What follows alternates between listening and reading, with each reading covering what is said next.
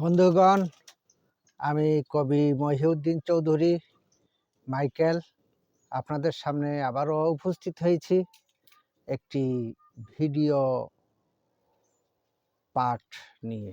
আমার আজকের ভিডিওটির নাম বড়দিনের শুভেচ্ছা 2024।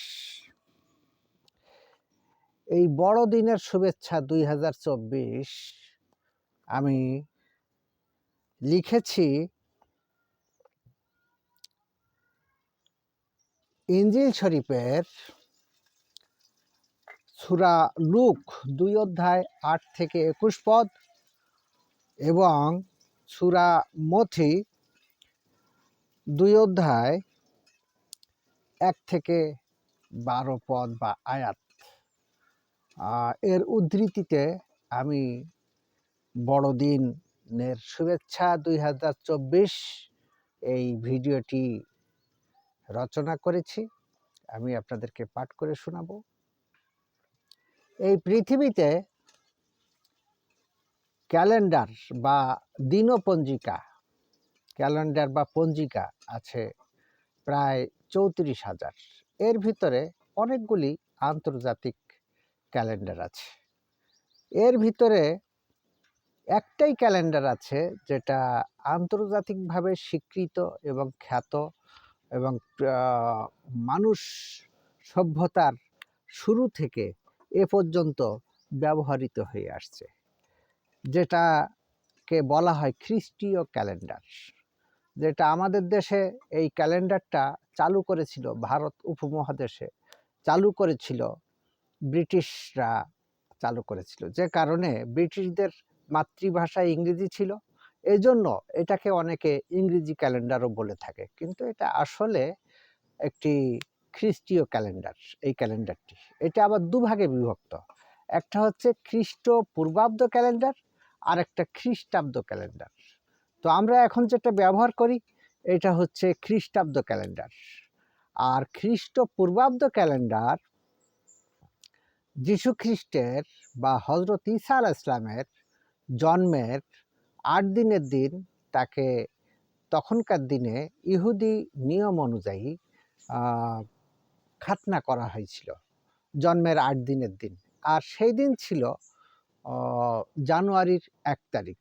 তার মানে এখান থেকে 2024 বছর আগে জানুয়ারি মাসের 1 তারিখে যীশু খ্রিস্টের খাতনার দিন থেকে খ্রিস্টাব্দ ক্যালেন্ডার গণনা করা হয়।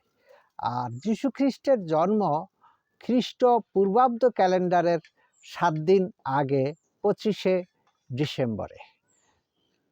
তো যাই হোক, এই ক্যালেন্ডারটি একমাত্র আন্তর্জাতিকভাবে স্বীকৃত, সমাদৃত এবং বহুল প্রচারিত।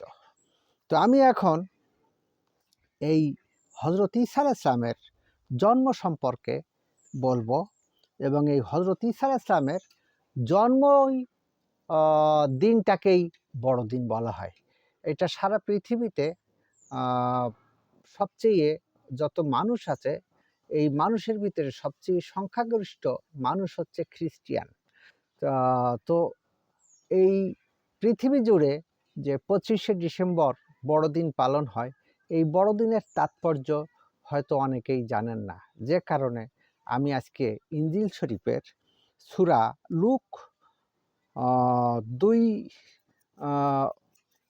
রুকু 8 থেকে 21 আয়াত পর্যন্ত এবং সূরা মথী 2 রুকু 1 থেকে 12 আয়াতের আলোকে এই রচনাটি লিখেছি। আমি এখন পাঠ করে শোনাচ্ছি। হজরত ঈসার জন্মের কয়েক ঘন্টা পর বেথলেহেম খুব চুপচাপ হয়ে পড়ে। দূরে একটি কুকুরের ঘেউ ঘেউ শোনা যাচ্ছিল। ঘুমান্ত শহরটা বুঝতেই পারল না যে কিছুক্ষণ আগে কত বড় একটা ঘটনা ঘটে গেছে। পাহাড়ের পাশে একটু দূরে ঘুম কাতুরে রাখালেরা তাদের ভেড়ার পালের পাশে ঘুমে ঝিমাচ্ছিল। হঠাৎ তাদের চারপাশে চারপাশ আলোতে উজ্জ্বল হয়ে উঠল। উপস্থিত হলো এক ফেরেশতা। রাখালেরা ভয় পেয়ে গেল। ফেরেশতা তাদের বললেন, ভয় করো না, আমি তোমাদের কাছে সবচেয়ে আনন্দের সংবাদ এনেছি। বেথলেহেমের এক গোয়াল ঘরে নাজাতদাতার জন্ম হয়েছে। তোমরা দেখবে তাকে কাপড়ে জড়িয়ে জাবপাত্রে শুইয়ে রাখা হয়েছে। জাবপাত্র মানে পশুদের খাবার খাওয়ার নান্দা বা মালসা বা বড় আকারের যে সিমেন্টের বা মাটির, তৎকালীন মাটির যে পাত্র, যেখানে পশুদের খড় বা ভুসি, কুড়া ইত্যাদি খাওয়ানোর যে পাত্র, এই পাত্রকে সাধারণত সাধু ভাষায়, বাংলা ভাষায় জাবপাত্র বলা হয়। তো এই জাবপাত্রে শুইয়ে রাখা হয়েছে। তখন হঠাৎ আরো হাজার হাজার ফেরেশতা এসে হাজির হলেন। তাদের আলোয় সবকিছু উজ্জ্বল হয়ে উঠল। তাদের সুমধুর কণ্ঠে গানে গানে তারা বললেন, বেহেশতে আল্লাহর প্রশংসা হোক, দুনিয়াতেও যাদের উপর তিনি সন্তুষ্ট তাদের শান্তি হোক। তারপর যেমন তারা হঠাৎ করে আসলেন, তেমনি হঠাৎ করেই কোথায় যেন চলে গেলেন। রাখালেরা পাহাড় উপত্যকা পার হয়ে তাড়াতাড়ি বেথলেহেমে চলে গেল। সেখানে গিয়ে ফেরেশতা যেভাবে বলেছিলেন সেভাবেই তারা শিশুটিকে দেখতে পেল। তারা ইউসুফ এবং বিবি মরিয়মকে ফেরেশতাদের সব কথা খুলে বলল। শেষে রাখালেরা তাদের মেষপালের কাছে ফিরে গেল। তারা যেখানেই গেল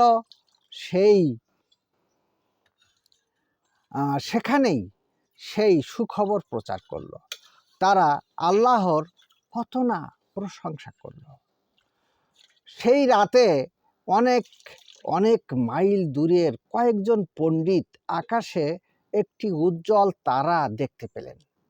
তারা বুঝতে পারলেন যে এই হলো আল্লাহর দেওয়া একটি চিহ্ন, আর এই চিহ্নের মানে হলো একজন রাজার জন্ম হয়েছে। তারা তাড়াতাড়ি তাদের উট সাজিয়ে ইসরাইল দেশে রওনা হইলেন। জেরুজালেমে গিয়ে পণ্ডিতেরা জিজ্ঞেস করলেন ইহুদিদের যে নতুন রাজা জন্মেছেন তিনি কোথায়? রাজা হেরত, তৎকালীন রোম সম্রাটের যে শাসক, ইসরাইল অঞ্চলের যে শাসক হেরত, বেথলেহেমের পথ দেখিয়ে দিলেন। আকাশের সেই উজ্জ্বল তারাটি বেথলেহেমের পথে চলছিল, আর তাদেরকে পথ দেখিয়ে শিশু ঈসা যেখানে ছিলেন সেখানেই নিয়ে গেল। ঈসাকে পেয়ে তারা কত খুশি না হলেন। তারা হাঁটু গেড়ে মাথা নত করে সেই শিশু রাজাকে ভক্তি জানালেন। তারপর তারা তাকে সোনা, গন্ধরস এবং লবণ উপহার দিলেন। হয়তো এভাবেই আল্লাহ তার বিশ্বস্ত বান্দা ইউসুফ এবং বিবি মরিয়মের প্রয়োজন মিটালেন।